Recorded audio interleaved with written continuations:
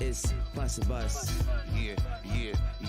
Yo, swag mania, pop the ghost most, carry the most beautiful with us happily toast. Keep the faculty close, gross when we give them a dose. Got them OD and leaning in each coast, scenery froze. Take notes, rock boats, diamonds that fit us. Chanel minks in the winter, who with us? We coming to give them the shivers. Water we flow, spilling like rivers. Flooding the street, hoping the swimmers move with gorillas. King Kongs, Godzillas when we roll up. Seat filling, get up when I show up. Please don't throw up, hold your liquor girl up. If you're robbing, we gon' show you how to blow up. Thank your lucky stars, that's the rap czar. Tuck it in, my bite like a Ben 10 to my chagrin. You never win, model thin, walking cracking your shin. She gives in every time that I spin. Square up, bow down to the kings of the hall. We way gon' talk while we ball, so what's cracking with y'all? Native New Yorker, the slick talker, keep in order. Call a reporter, stepping like British walkers. Legendary swag, fluency, the influence. See how we do it. Get them into it steadily. Got them stupid, so undisputed. Act full, back tool till they pop off. Police crowd up the street, blocking them off, locking them off. Got these wildin' while I signal my soldiers. Bossing it up, maintaining composure, stand on the sofa. 30 bottles, 20 waitresses, bring them over. See how we light up. Call a promoter. Tell that, bring the bag, better hurry up with it and count the money up proper. Cause you can get it, you can get it, you can get it, you can get it. Yeah, it feel good, don't it? It feel good, don't it? Hey, I wanna let y'all know. Hey, I wanna let y'all know. This Jeezy, and you listening to Q-Tip, tip. Set 'em up, stiletto up, saddle up, and let's go. Good times, only difference making it dope. Chatter is up, peep the way we batter it up. On top of the mountain, folding the ladder up. You're dead and done, rip up your paper cause your status is none. Transfix on the sphinx of the page. Whether chopper or gauge, you're just a single cause you wouldn't engage. Turned up with the script on the cup, you keep the goblins with us. See how we push, sometime a man forget cough. Beat him in the head, boopity boff, zippity boff. Beat him in the head again, stop killing me, wolf. Wop, beat him till he drop, piggity poof. Oxy and me, he don't want no problem with. Let's get to drinking, poison our livers. Damn it, we sinners. When me and abstract together, see we deliver. She got me touching it and all on my finger. Oh yeah, peace, everybody. It is the guy with the bow tie checking in with you live for another edition of Business with Benefits. To my right, you will have Queen Tiffany Hill Allen. How you doing, Tiffany? I'm doing good. Good. How are you? Good. I chose the song because everybody wants to know how I picked the music. I wanted to put some old school and new school with Q-Tip and Busta Rhymes because they have revitalized the old school, which we are talking about the senior community and the opportunity out there and how valuable they are. So for the people that don't know the senior community, that kind of, if you've ever heard Busta Rhymes before, he used a rapper from back in the 90s, 2000s. Some people haven't heard that for some reason. But for people that haven't seen your inspirational videos and the work you're doing out there on LinkedIn, let them know who you are and what you do for the world. Oh, absolutely. Thank you so much, first of all, for inviting me to have me on your show. I'm so blessed and very honored to be here. But my name is Tiffany Hill Allen, and my tag is senior living is my jam. I have been in senior living for the last 10 years and it was the catalyst of a change in my life. So what I do now is I help support those who work in the industry through my podcast, my YouTube channel, and online courses, as well as coaching owners who have their own senior living community. Interesting. Okay, so you work directly with the people that run the senior community. So you and I, and if I'll be remiss I forgot to say this actually, thank you to Hashtag Team Live, Hashtag Team Replay. However you consume the content, please let us know below in the comment space and give us some reactions. That's my comment fingers I just made up now. And to catch up with some comments, we had Gayatra K, that is. She said, hi. Thanks for jumping in here. And then we had Kelly Blackman. Kelly, I've been looking for your old live I saw from you. Kelly has some good stuff he puts on live too. Check him out. He said you can't go wrong when you start up a Busta. Well, thank you. That's right. The funnest concert I went to was something called Rock the Mic, where it had 50 Cent, Busta Rhymes, Jay-Z before they were all really big. And Busta Rhymes said, you better put your hands up in the air. I'll make a spectacle out of you. And that stuck with me to this day. My wife and I, that was one of our favorite concerts. Mm-hmm. So stats in the senior community. Let's talk about that. You and I opened up thinking about some interesting stats. So what's something people might not know about the size and growth of the senior community? Sure. We talked about how the population of the United States right now is 328 million people. Of course, fluctuates, but out of that, 20% of those will be over 65 between 2030 and 2050. 20% of 328 million people. and will be over 65. And right now, 7% of adults that are over 65 need some type of personal care, some type. May not need full traditional senior living, but they need some type of care. So my mission is really to help those who care for the aging as they age. And it's a wide spectrum of different ways to do that. A lot of people want to age at home, but then there's some people who's like me, who's like, that's boring. You know, I want to be with people who are going to jam the bus to rhyme. That's me though. That's some fun. Yeah, like, you know, so it's different for everybody, and that's okay. The idea is just to have different options and avenues for people to age the way they choose. Yeah, and I feel like in the last year, especially, the senior community's kind of been dogged out. It's interesting because they're like, oh, only old people get COVID. Oh, they're the rhetoric from different sides about, well, if they die, it's okay, and stuff like that. And that's really sad that we think of things like that. Yeah, we're gonna save that towards the back half of the show. But all up here. But when you think about that, I mean, some people just don't serve the senior community. So I wanted to ask the audience, let us know if you serve the senior market right now, because I'm in insurance, and for the first probably 5 years, like I would kind of stop at like 60 was kind of like my cutoff point, just because I was getting into Medicare. And last year, I'm like, you know what, I should get into Medicare because I realized that people just don't know what they're getting and they don't understand it. So what got you into the senior market for the last 10 years? So what happened? So long story short, basically I had a real estate company. We had mortgage people, and I was actually doing wealth management and going into that. And 2008, September, October, all three went down. I thought I was diversifying, and it didn't happen that way. So I kind of, you know, floundered for about a couple of years, and a friend of mine introduced me to the industry. She was new to it herself, and she was like, "Well, this person was leaving. We wanted you to meet with her, and you know, learn more about what she does, because I know you was in real estate and you was in sales, and I think you'll be a great fit." So long story short, after almost losing everything, I mean, literally, I couldn't even pay for the breakfast to eat with her, because I was like, it was just such a bad time in my life, completely in every aspect. I ended up getting the job after a 4-month interview process. Man. Yeah, it was just, you know, it's just how things were, because there's all these other back behind the scene things that happen. But in the end, what happened is I started and working with the aging, and they're not, a lot of times people think, like you were saying, that really sets me off to say, oh, they're this age, they don't matter. One of the people who mattered that really impacted me early on, she was only 65.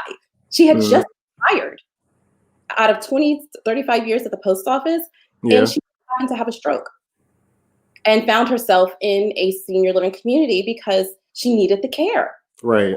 And so, you know, that narrative that because somebody is X age, they don't matter, it's not true. These are just adults. These are full adults who deserve the dignity of their life. They've lived this whole life. They are you and me today.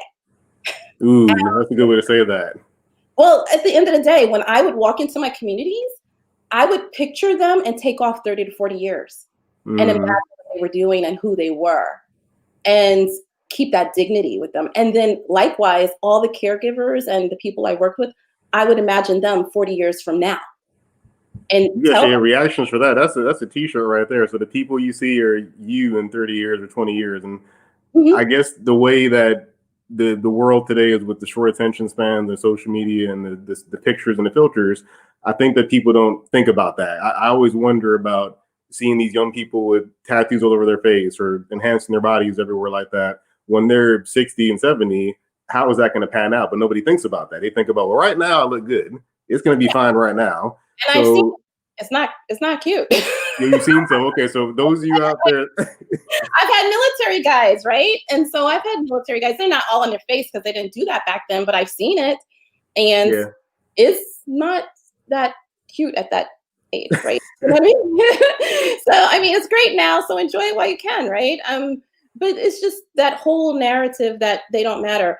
I would come home when one of my residents would pass. And I remember one time my dad was living with me at the time, and he's like, what's wrong? I'm like, oh, it's so bad. I'm all crying. And he's like, well, how old were they? And I was like, 93. And my dad was like, Tiff, they're 93. And I'm like, no, but it was unexpected. He was fine, because at the end of the day, they're just regular people. That's all. Yep. They just have age on them, and with that wisdom. Yeah, hit some reactions for that, people. That's interesting to think about, that the markets you serve will help something later on. And then Kelly actually added on there, we're so now focused, which is true. Mm-hmm. I mean, I think about Post Malone popped in my head instantly when I thought about facial tattoos. So Post Malone's probably 30, maybe 28 or something like that. But when he's 60, like, I only imagine how would that facial tattoo thing he's done come out. But the opportunity, people are missing that. So you said people think they're not important, they're passing away, but it's a large segment of the population. So the work you do, kind of break down what you're doing for these senior communities and the people that work in them. Sure. So I, from this time I was a sales manager in the community, I grew my career to be known as, I guess, within my company, as someone who could come in and turn a community around. A community had some type of challenge, typically with occupancy or with revenue specifically. So my first community, while they were highly occupied, their revenue wasn't what it needed to be because of their mixture between private pay and Medicaid was not balanced. So it was not profiting. And so there's some times where these communities are taking care and they may look full, but if their financials aren't right, they can still be operating at a loss. So I went in and worked on doing what needed to be done to have that community more balanced with the number of private pay and Medicaid that they could take at that community. And then from there on, I went with other challenged communities with different challenges that was typically census related, and turned them around to become then a regional. And as a regional, I had the opportunity to impact multiple communities. So I oversaw 13 at one company and 11 at the other, and kind of a dotted line with another 2 at my first company to be about 15. But what I really enjoyed was supporting my team, because I knew helping more families. For me, it was always about the family and always about the resident, and how I help them more. So by training people to be able to do exactly what I did, which is finding the right solution. Sometimes a community, we're not the right solution. And so if that particular community is not, then what community is? What are the other options for this particular family that's going to help them to really care for their loved one? So with that, I was able to, through attrition, hire on and mentor and several sales managers who then became top in the whole nation, because I worked for the largest senior living provider at the time. We had over 1,100 communities. And so for my people to be in the top 10 and have multiple people in my district was a really proud moment for me. And it's something that I really felt like I have impacted more families. So today I'm doing the same thing, but it's nationwide, and it's for any sales director inside those communities and or business owner who have a residential care home, who are struggling or want to level up their career, or say, I'm really good at sales, but I'm not good at business development, or I'm really good at development, but I really don't know how to increase my conversion. So those tactical things that help them to do better in their job, because when we do better in our job, that means we're helping more families. That's how I equate it. They're not just numbers. It's always people first. People. I think that probably came as a result of working in that community, because maybe this now focused mentality is that it's ever booming. These young people are always around, they're working and all that. So people might have that now mentality, but when you get to the senior community, they need help a lot more statistically, not all the time, but just they usually need more help. So would you say that that's an industry that, when you hear sales, people think about residential sales for selling a home or tech sales? Would you say that senior sales is a market that people are just missing that could be an opportunity for some salespeople? Oh my God, yes. I mean, really, it really, really is. And I think people will be surprised at the income that people, and I'm not saying it because it's not like you're going to get rich necessarily, But when you're doing sales, like I've had different people do, like you said, real estate sales, property management sales, um, uh, nonprofit, fundraising type of sales and different things like that, and came here and to see and to help those people to almost double their income in their prior job over a period of 2 years. Mm-hmm. You change your zip code at that point, right? You know what I mean? So there's just such an opportunity. Not that you would be profiting off of the people like that, but I'm just saying if you do well, you get rewarded, right? And for me, it's always been heart-centered because I really do believe if you do right by your families and your residents, it's going to come back to you. And so it is something that really skilled salespeople, if you're skilled at it, you can do it. Is what we have to teach you is the how-tos. But what I looked for was the heart. Like when I hired my people, I needed to find and see how could they relate to families and do they have the passion?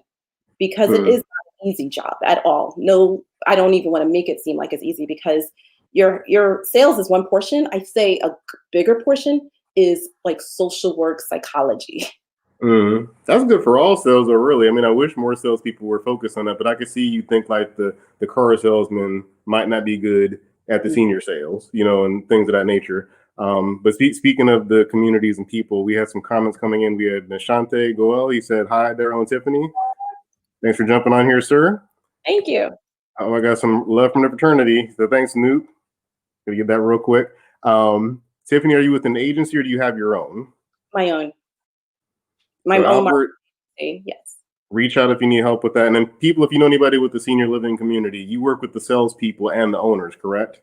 Yes. So if somebody owns a residential care home, because that is another huge market right now, especially with COVID, a lot of people are a little bit more apprehensive with going with a bigger community because of the exposure to a lot of people, even though those are probably some of the most cleanest communities because infection controls that's going on right now. I mean, like it is, the people in the industry and in those communities are working super duper hard. And you also have those people who says, well, I think my mom will be better in a residential, like a home. Some real estate investors are buying houses and converting them into senior living homes. And it doesn't always have to be that they need absolute care because there's different levels of senior living, right? So, so for those people who decided to do this as a business but had absolutely no experience, then definitely I want to serve them because if they're not served correctly and they do something wrong, it's a plight on the whole industry. People don't decipher to say, oh, they only hear at such and such nursing home, which is not even a nursing home, right? Right. What happened, and or the senior facility, this is what happened. And so the more I can train those people who are investors trying to open up their own business and make sure that they know, how to market and operate it successfully, building culture, how to hire, different things like that, then it will serve the whole industry. And the same thing. That's probably gotten very popular for you. I see things about the multifamily homes being converted into senior living is like the next wave. Because like you said, there's different ways to do it. And I know just thinking about me, I don't think I want to be in a community, quote unquote, with like a bunch of people. I'd probably like my little, here's my spot, I'm good. And I can go see people if I want to, but not so much where it's like a dorm. So do you see that trend? Not usually like a dorm. I mean, some of these places is like living on a cruise ship. I mean, like these are full apartments, 1 bedroom with a kitchenette or a full kitchen, some of them. So I wouldn't equate them to more of a dorm, more of a luxury apartment complex. Okay, that's probably a better phrase, yeah. So that's a growing trend. You see that style more, or is it more the separate individual homes kind of becoming more popular? Both. Okay. Because of the demand. Right now, the projection is that there's going to be more people needing some type of care than we have places for. Still. So both are growing. It just depends on, who the person is, right? So you have the real estate investment trust companies that are investing in these communities and building them.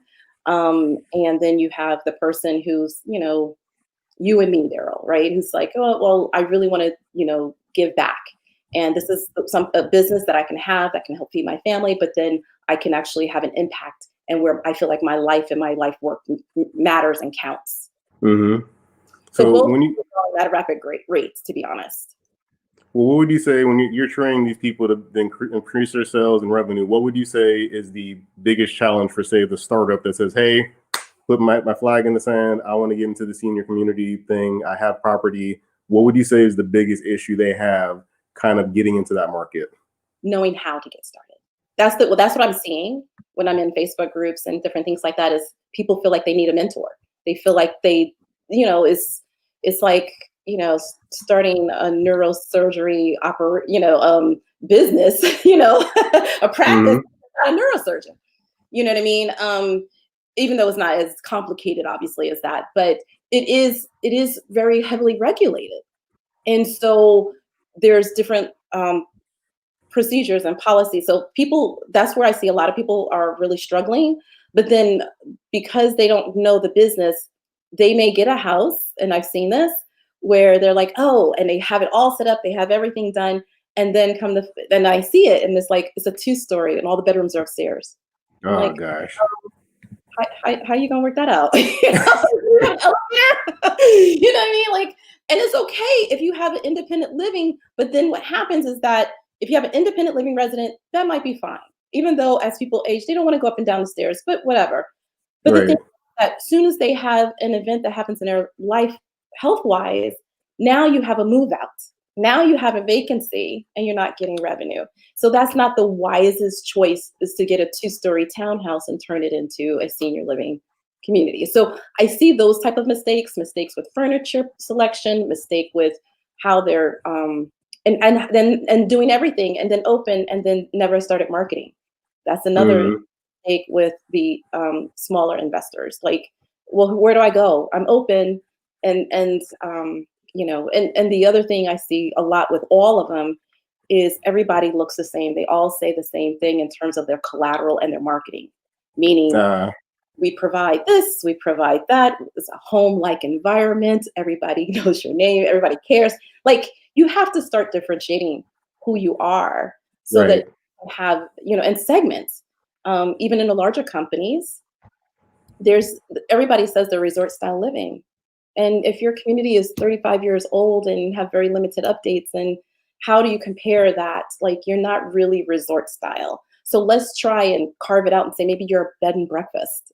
Like, I've never seen that. That's a good idea, though, and that's changing it. Because, I mean, what is the opportunity? I mean, because people, like you said, they kind of think about it doesn't exist, but what is the revenue potential? Because you hear some like real estate's this many billions and cars is this many billions. What is the senior living community looking like as an opportunity for people that might want to get into it?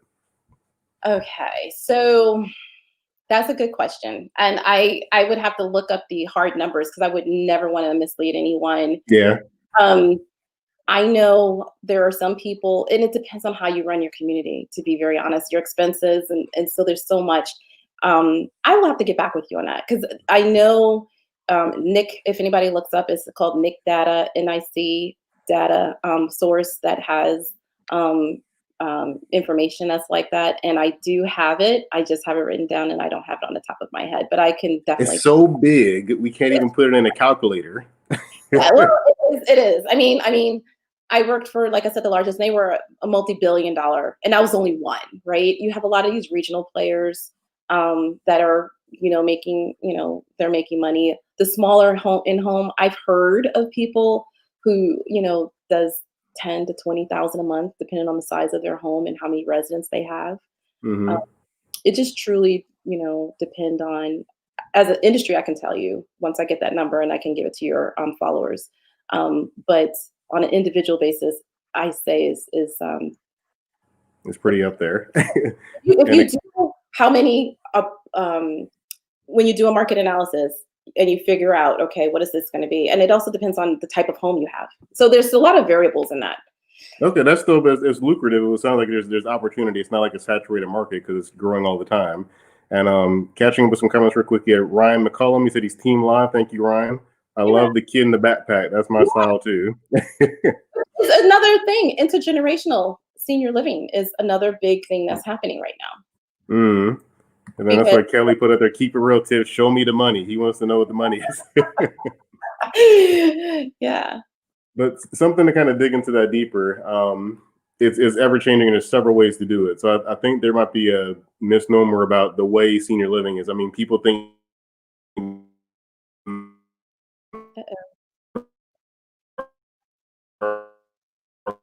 I have lost you. It's the home and computer. There we go. There you okay, go. We're back. Say that again. There are so many ways to do it. So I think something interesting to think about it is that there's one space of the facilities you're talking about, but there's also services that come into these facilities that I think people don't think about. That is, like you mentioned, the cruise ship idea. A cruise ship on a boat, they have to be, everybody's there. But in the physical building, you probably have vendors come in that are not part of the community, but they're doing something. So what's some opportunities you see for people not in that space that you've seen help a community thrive or help it out more? Sure. And that's another way as a community, if you leverage. I have a lady I'm working with now who actually owns a home care company. And now she is going into managing and operating the small senior living homes for investors. So there's a lot of different ways that you can do that because one can actually feed into the other. And if you want to do the continuum of care to make sure that your residents are properly cared for, having your hand in those other pots may be able to help you, or a good partnership. If you don't, then at least partner with somebody, because it is known when somebody move into a community or a home that if they have, let's say, home health, which is the medical home health to help support them that's paid for Medicare, that their outcomes will be better than if they didn't, because they're getting, physical therapy, they're getting occupational therapy. So some of the things that they, and they're getting oversight. So their outcomes and their length of stay and their move out rates are better when they have home health that's involved in their care. I want to real quick. I want to talk about the unpaid caregivers we talked about before we got on here real quick. But I want to quickly shout out the Bowtie Nation. Got a quick little 30-second clip. Catch you on the other side.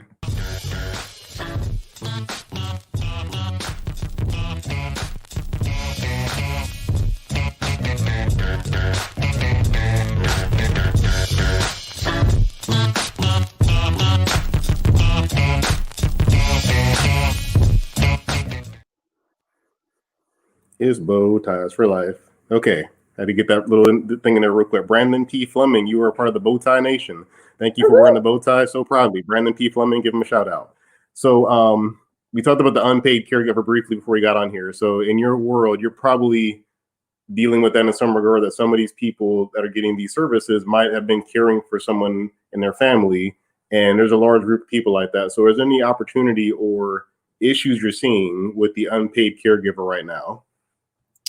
Yeah, so they're stressed, and that's where senior living communities can come and help, right? Because they do offer respite stay, which gives that unpaid caregiver some opportunity to replenish themselves. Because typically what happens with the caregiver is that they're so busy giving care, they're not taking care of themselves, and then they start to diminish in their own health, in their own mentally, physically, and sometimes it ends up being an untimely death for that particular caregiver because they're so busy caregiving for the one who needs the most care.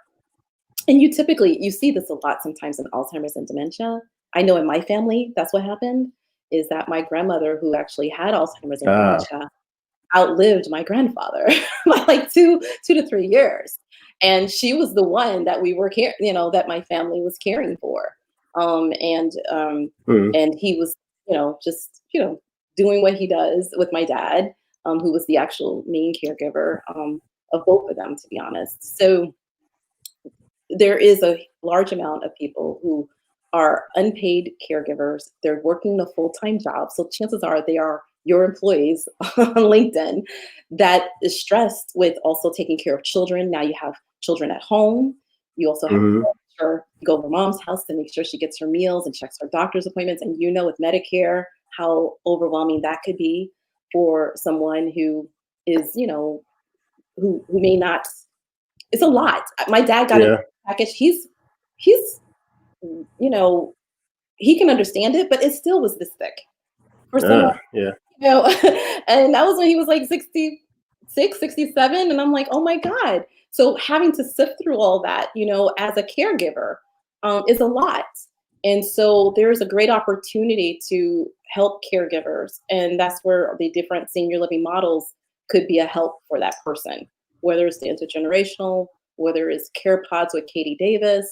John Moniz has something that he's doing up in Massachusetts, where they're in luxury apartments. Like there's different co-housing. I heard of there's 163 co-housing developments in the United States where people live in a house, but they live in a community. So there's different avenues of making sure that care is taken care of for that particular caregiver. Yeah, this is why I mentioned Jeffrey Hill to you earlier. He had a comment he threw in here. 90 million seniors by 2060. 7.86 industry CAGR. Remote home check provides a smart tech for seniors to remain in their own homes, reimbursable. I know he has a new thing going with Medicare. So for people that they might need respite, but they also need to have someone at home. I mean, that's a good combination of the two worlds you're mentioning, where he's helping them stay at home, but there's still someone that has to go to the home and check on them here and there every once in a while. I mean, listen, like I said, it's for everybody. What I also want to make sure, I did find out your numbers though. So as of 2017, so we're 3 years off, it is 66 billion, growing at a rate of 3.5%. And the nursing industry is 132 billion, growing at a rate of 2.3%. We got the data coming in too. He even put 1 million homes in senior care communities today. Yeah. So not even enough beds, like you mentioned. There's too many people, not enough beds. Uh-oh. You froze up, Tiffany. The internet gods are not liking us right now. Oh, there it is. There you go. There you go. Okay, you're back. So that's a big issue, but it's also an opportunity. I mean, for people that are in real estate or they can just repurpose things, there's an opportunity for that. So yes, there are people that can get the means, but they don't know how to do it all the time. So you mentioned not knowing how to get into it. Would you say there's a different kind of sales skill set that comes into the senior space versus the not senior space? I wouldn't say different sales skill set, as much as you have to add and layer in the because we are compassion sales. So it is understanding the dynamics of family dynamics. You know how that works. Is understanding that this is a life. You know, we talk about the house is the biggest purchase that people make in their lives, and this probably is the second. You know what I mean? To go into a senior, whether it is what they call a CCRC, which is a community, a continuing care retirement community, where they, you know, put in a lump sum of money, or just making the payments on a rental model. It is still a really big, you know, cost. And unfortunately, it's not covered by Medicare. And for a lot of places, it's not covered by Medicaid. So that people need to start looking at their money now. And in regards to what the gentleman said, with staying at home, while yes, I think everybody, like there's a lot of people who do want to stay at home. What is a challenge for people in senior living is that because we deal with it, we're like kind of like the professionals of seeing the things that can come down the pike that maybe families don't see. There are some people that really shouldn't be at home, and I've seen what that looks like. So I think more education is needed for caregivers to be able to tell when is it time to get more help, when is it time to get full-time help in the house, because it's just not safe all the time for people to be in the home by themselves, mentally and physically. Speaking of which, where do you see the senior community, the senior market going as a result of COVID? Because I mean, you mentioned earlier in the show about how it's probably the cleanest place because they clean it so frequently, but they're also limiting who's coming in. So how do you feel that market's shifting or where it's going to head as a result of COVID? Because it's not getting better, it's kind of staying the same. So how do you see the market changing?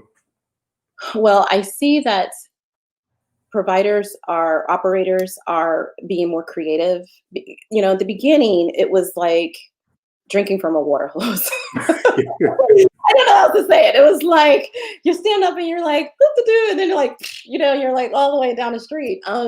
it was horrible in the beginning for the industry in and of itself because of the narratives that was coming in, but then also the what was happening, and how they operated before. So they were very much used to the touch, the feel, the Yep. with even new people coming in to see the location, to going more online, um, socially distanced activities. So technology has, if someone is in a technology market and want to focus in on senior care, that's another opportunity, right? Because Mhm. you're going to need to have more technology, things that are creative to help people in this time of COVID and beyond, to be honest, to embrace the technology and have it where there's communication, where there's engagement, activity, and different things like that. The same thing with the visitation. Like my state decided, you know what, I'm not going to, COVID, what COVID, is there COVID? My state's like, and I'm like, oh my God, we're like Yes, there's COVID.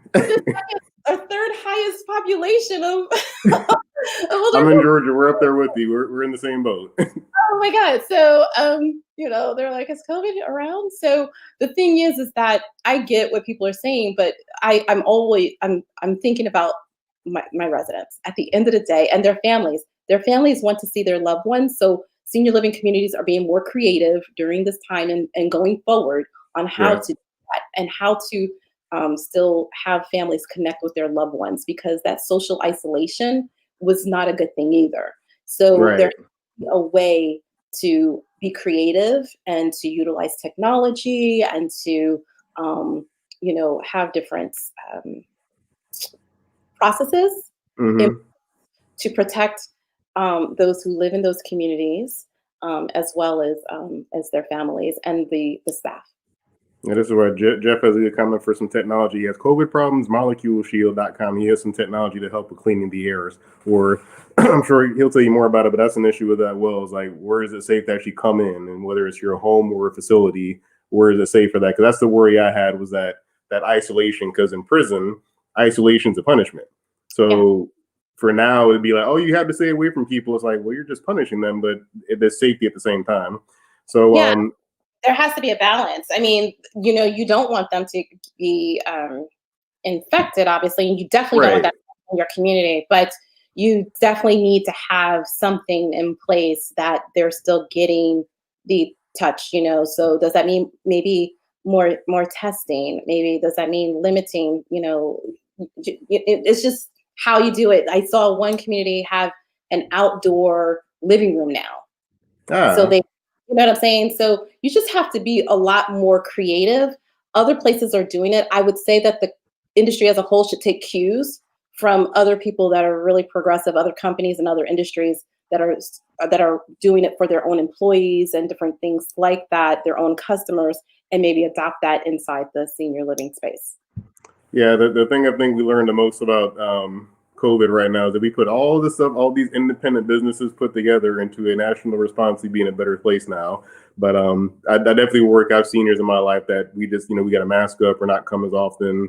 You got to watch those things. So I was always worried about that. But it also presents an idea for people that community is still around. There's information we miss from the senior communities, that when we look at the business issues we have, political issues, some of these are repeats. Things that have happened before, but we, like Kelly said earlier, we're so now focused, we don't Right. realize, like, if you talk to your great grandma or your grandma, like, something like this happened 50 years ago. That's why I Mhm. think it's important to protect that population, because Oh we're yeah. so short-term focused. We don't think about civil rights was in the 60s and it's still happening now, or So the Spanish flu was in the 20s and it's happening now. Like, these things we just forget. right, exactly. And the thing is that I would like to also maybe remind your viewers is that, senior living isn't isn't always what you think. And I even call it more of the adult aging rather than senior, because I think there's a disconnect. Like my mom now has embraced being a senior because she loves it. You know what I mean? She's like badge of honor. But you know, a lot of people in that age demographic, don't want to be called necessarily a senior. So you have the 55 plus active adult community. That is one form of aging, and there is an opportunity there in senior housing that is there, right? And then you have the independent living, which is people living in an apartment. in a community type of setting or some type of form like that, they still active and still driving. That's what I'm saying. I want to make sure that people don't think everyone's in a wheelchair. Not that there's anything wrong with that. I'm just saying that I think a lot of times when people think senior living, they're thinking someone who has to have Alzheimer's and dementia, or someone who is in a wheelchair or bedridden. If you're bedridden, you're not in a senior living community. You're in a nursing home. Mm-hmm. And I think the dimension that you said is people that'll be us in 20 years. So, I mean, mortality is getting better. So at the end of the day, being 55 plus is like not as crazy as it was years ago, because that might have meant you died when you were 78 or 68 or something. But now people live to be 190 and stuff like that a lot more often. So it's not as taboo, I guess. Right. And there's that, so then there's the affordability part, because like you retired at 70 and you live to 109. Right. How are you going to afford all of that? Right. And so there's that, because I think I was listening to somebody who said the children who are born today, have a greater chance of living to be 100 than any other time in history. Mm-hmm. We have a whole new demographic that's actually going to get older. I did hear that mortality actually has decreased over the last 2 years, to be honest. And I'm seeing more and more people younger needing senior care. And I've seen that in the last 5 years. And I would say because you have people who are more obese, who have more heart issues, more diabetic, more stroke victims. So in one of my communities, when I left that community, 15% of my population was under 65. Oh, man. And you also that have definitely changed.